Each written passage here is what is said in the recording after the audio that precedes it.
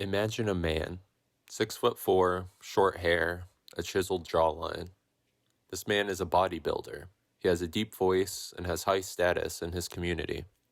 He's brave, competent, and emotionally stable. This man is a Giga Chad, if you will. Imagine now a man of average height. He has long hair and is rather thin. This man has a higher voice that could be confused for that of a woman if not paying attention. This man is deeply emotional and likes to express his emotions through poetry, dance, and other art forms. This man couldn't beat anyone in a fight if he had to. Which of these men is more masculine? Some today may have trouble answering this question, others not so much. We have to ask, what exactly makes someone masculine? If we instead compare the Giga Chad to a beautiful, dainty woman working as a model and making makeup tutorials in her spare time, most would easily describe the former as more masculine. Such judgments are commonplace, and I believe are founded on a firm logic. They are not merely conventional.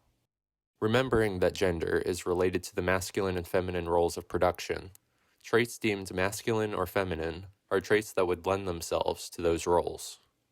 If masculinity is forceful, for instance, imposing its will on the feminine, a trait like high musculature could very well assist someone in such behavior.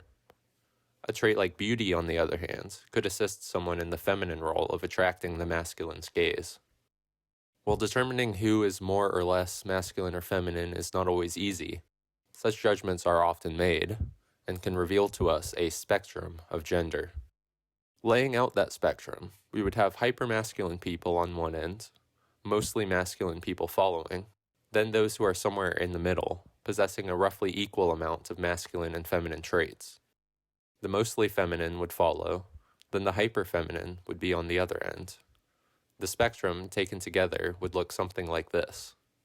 This spectrum is objective, mapping out people's overall fittedness to masculine or feminine roles.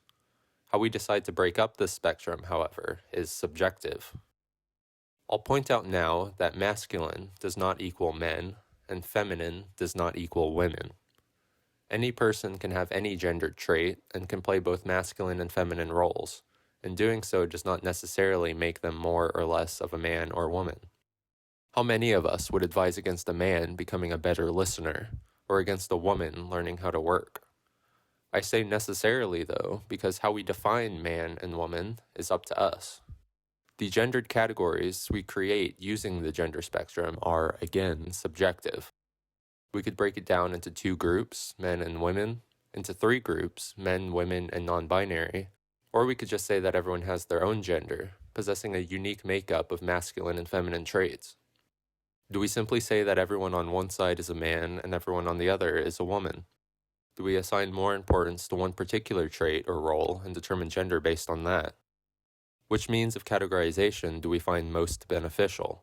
Which means most affords human flourishing?